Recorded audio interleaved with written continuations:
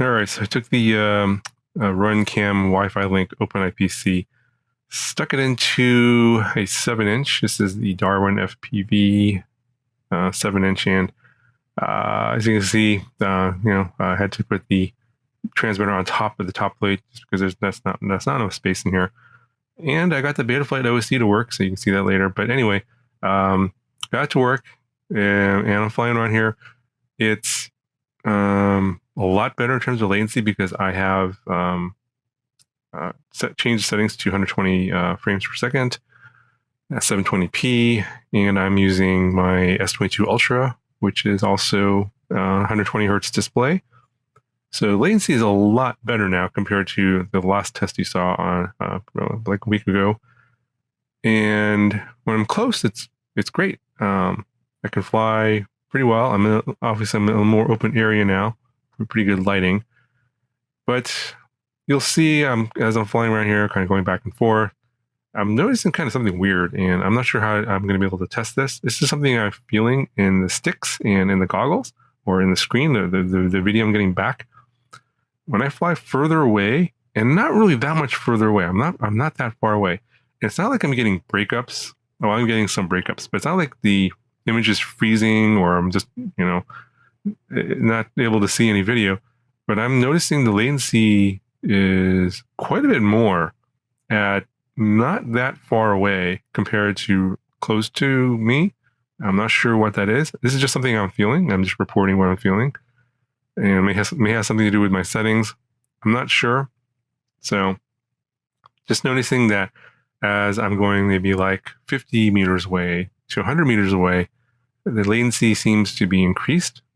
And not so much that it's, you don't see that same sort of increase in latency from like DJI or Walksnail. You do, but it seems to be more. This is very anecdotal. I'm not sure how I'm going to be able to prove this because I'm not sure if there's a way to test latency or show latency numbers at different distances. So what's the latency number for this system at 100 meters, at 1,000 meters, at 10,000 meters? If someone has that data, let me know. And if there's a way to test that, let me know. I kind of looked around and I couldn't find anything, but obviously on the bench, you can do a latency test because nothing's moving and you're right there. It's like you're right next to the thing. And so you can get a certain value for latency when you're right next to the transmitter. But when the transmitter is a certain distance away, what is that latency like at different distances? And for me, I just feel like it was more compared to DJI or Walksnail, at least with the settings I have right now. The only thing I changed here is I changed it to 120 frames per second, 720p, and I added the Betaflight OSD. So maybe I need to take the Betaflight OSD off and see if that makes a difference, because it just uses the standard settings out of the box is Mavlink telemetry, but I wanted to see some Betaflight OSD information. That's why I turned that on. And another thing here is, you probably noticed that I landed and then took off again. It's because this phone is so much heavier than the other phone.